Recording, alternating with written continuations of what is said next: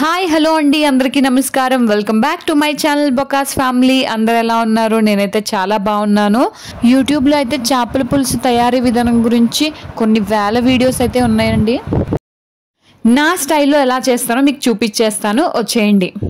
ఒక secret ingredient ఉందండి దీనికి. సో మీరు స్కిప్ చేయకుండా లాస్ట్ వరకు చూస్తే మీకు అర్థమవుతుంది. దానివల్లే ఈ చేపల పులుసుకి టేస్ట్ అనేది వస్తుంది అన్నమాట. ఇది మెయిన్లీ వెస్ట్ గోదావరి అంటే కోనసీమ ప్రాంతం వాళ్ళు ఎక్కువ అది యూజ్ చేస్తారండి, ఆ సీక్రెట్ ఇంగ్రీడియంట్. సో దానివల్ల చాలా టేస్ట్ అయితే ఎన్హాన్స్ అవుతుంది. ముందైతే ఫిష్ అయితే శుభ్రంగా చేసేసుకున్నానండి. తర్వాత దాంట్లో కొంచెం సాల్ట్, పసుపు, కారం ఈ మూడు వేసేసి నేను కలిపేసి పక్కన పెట్టేసుకుంటున్నానండి. సో కొంతమంది అయితే చేపల పులుసు మరుగుతూ ఉండగా చేప ముక్కలు అనేవి వేస్తారండి. సో నేనైతే అలా కాదు, ముందుగా చేపల్లో ఉప్పు, పసుపు, కారం వేసేసి పక్కన పెట్టేసుకుంటాను. సో అవి చేప ముక్కలకి పట్టి టేస్ట్ బాగుంటుంది అనమాట. సో ఇప్పుడు చేపల పులుసు రెడీ చేసుకోవడానికి కావాల్సిన పదార్థాలు చూసేద్దాము. ఆనియన్స్, పచ్చిమిర్చి, కరివేపాకు, అల్లం వెల్లుల్లి పేస్ట్. సో ఈ పచ్చిమిర్చి అనేవి ఈ విధంగా కట్ చేసుకుంటే చక్కగా మధ్యలో ఘాటు పెట్టుకుంటే పులుసులో మరిగేటప్పుడు చక్కగా టేస్ట్ బాగుంటుంది అనమాట. పులుసు అంతా పచ్చిమిర్చికి పట్టి చాలా బాగుంటుంది. సో ఇక్కడైతే నేను ఫస్ట్ ఆయిల్ వేసేసుకున్నానండి. తర్వాత ఆయిల్ కాగినాక ఇదిగోండి ఆనియన్స్ అయితే వేసుకుంటున్నాను. చిన్నగా కట్ చేసుకోవాలి ఆనియన్స్ అనేవి, ఎందుకంటే చక్కగా వేగుతాయి అన్నమాట. ఒక చేతితో ఫోన్ పట్టుకున్నాను, ఇంకొక చేతితో చేస్తున్నానండి, అందుకని చాలా ఇబ్బంది అవుతుంది. తీసే వాళ్ళు ఎవరు లేరు. సో అందుకనే నేను ఒక్కదాన్ని తీసుకుంటూ చేస్తున్నాను అనమాట. సో ఇప్పుడైతే మూత పెట్టేసుకుందాము. ఆనియన్స్ చక్కగా వేగిపోతాయి. సో ఆనియన్స్ వేగాయో లేదో ఒకసారి మూత అయితే తీసుకొని చూసుకుందామండి. ఇదిగోండి చక్కగా వేగుతున్నాయి. చేపల పులుసుకి అయితే పక్క ఆయిల్ అనేది ఎక్కువ యూస్ చేస్తానండి, ఎందుకంటే చేపల పులుసులో ఆయిల్ లేకపోతే అస్సలు బాగుండదు.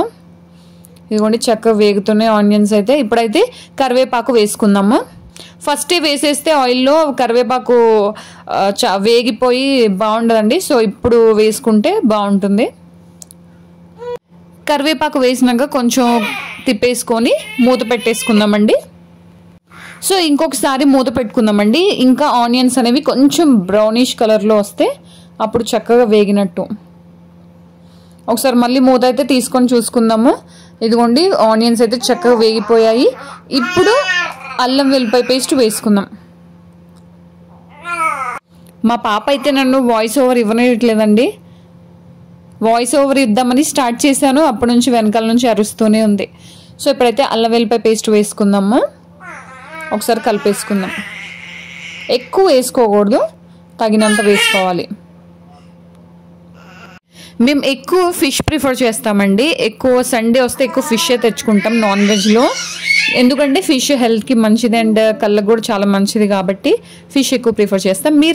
మీరేం ప్రిఫర్ చేస్తారో నాకైతే కమెంట్ చేసేయండి. సో ఇప్పుడు అల్లం వెల్లుల్లి పేస్ట్ కూడా మంచిగా వేగిపోయాక, ఇది ఫస్ట్ నేను కలిపి పెట్టుకున్నానని చెప్పా కదా ఫిష్ ముక్కలు, ఉప్పు, పసుపు, కారం వేసి, సో అవి వేసాక కొంతసేపు వేగాక ఇక్కడ ముందు కలిపెట్టుకున్న ఆ గిన్నె ఉంటుంది కదండి, ఆ పసుపు, ఉప్పు, కారం, ఆ దాంట్లో కొంచెం వాటర్ వేసేసి ఆ వాటర్ కొంచెం అన్నట్టు ఒక గ్లాస్ ఆ వాటర్ కలిపేసి దీంట్లో వేసాను. వీడియో తీయడం మర్చిపోయాను, సో నోట్ చేసుకోండి. అండ్ ఇక్కడ ఘాట్లు పెట్టుకున్న పచ్చిమిర్చి ఉన్నాయి కదా, అవి ఇప్పుడు వేయాలన్నమాట. ఫస్టే వేసేస్తే వేగిపోయి అసలు బాగుండవు. ఇప్పుడు వేసామనుకోండి పులుసులో చక్కగా నాని ఆ పచ్చిమిర్చి అనేవి తినేటప్పుడు బాగుంటాయి అన్నమాట. దాని తర్వాత చింతపండు పులుసు నేను కలిపి వేసుకున్నాను తగినంత. ఎక్కువ పులుపు తినే వాళ్ళు ఎక్కువ వేసుకోవచ్చు, నేను తగినంత వేసుకున్నాను అనమాట. సో చెప్పాను కదా స్టార్టింగ్లో సీక్రెట్ ఇంగ్రీడియంట్ అని. ఇది వెల్లుల్లిపాయ, జీలకర్ర అనమాట. కొన్ని వెల్లుల్లిపాయలు, కొంచెం జీలకర్ర, కొంచెం వాటర్ వేసి రుబ్బుకొని ఆ ముద్దని దీంట్లో వేసాను అనమాట. ఇది సీక్రెట్ ఇంగ్రీడియంట్. ఇది వేసాకైతే స్మెల్ చాలా బాగా వస్తుందండి. ఈ చింతపండు పులుసు వేసాక కొంచెం మరిగాక అప్పుడు లాస్ట్లో ఇది వేయాలన్నమాట, వెంటనే వేయకూడదు. లాస్ట్లో ఇంకా కొత్తిమీర వేసేసి కొంతసేపు అలా మరగనిచ్చి ఇంకా స్టవ్ అయితే కట్టేసుకోవడమే. టేస్ట్ అయితే చాలా బాగుంటుందండి. సో ఇవాళకి ఇది వీడియో నచ్చితే కనుక లైక్ చేయండి, షేర్ చేయండి, సబ్స్క్రైబ్ చేయడం మర్చిపోకండి.